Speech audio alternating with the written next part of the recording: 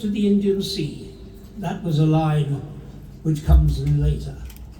'Twas on the shores that round our coast, from Deal to Ramsgate span, that I found alone, on a piece of stone, an elderly naval man. His hair was weedy, his beard was long, and weedy and long was he, and I heard this wight on the shore recite in a singular minor key.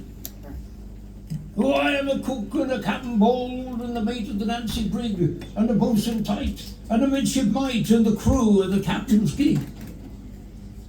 And he shook his fists, and he tore his hair till I really felt afraid, for I couldn't help thinking the man had been drinking.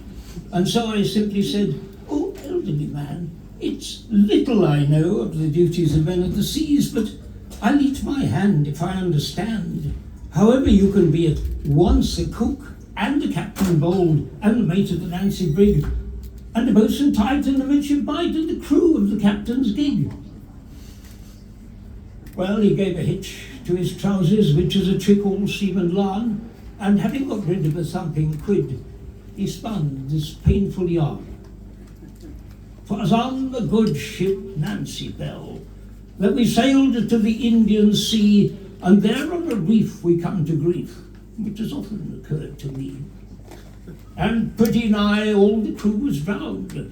There were 77 or so, and only 10 of the Nancy's men said here to the muster roll. There was me, and the cook, and the captain bold, and the mate of the Nancy brig, and the boatswain tight, and the crew of the captain's gig. Well, for a month we'd neither wittles nor drink, so we brought a lot, and according shot the captain for our meal.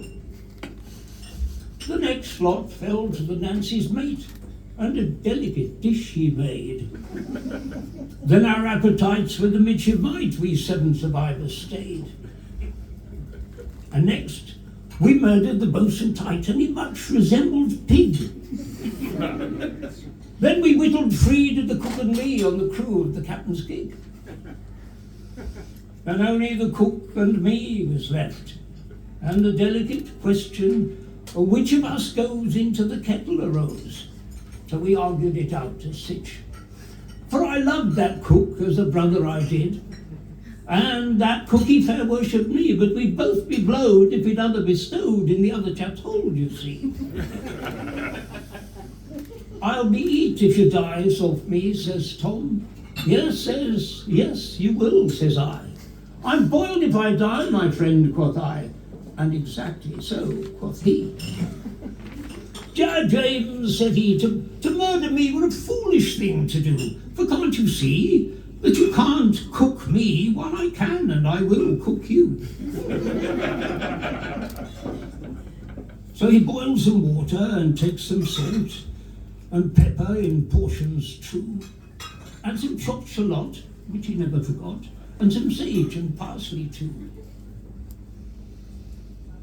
Come here, he said, with a proper pride which his smiling features tell.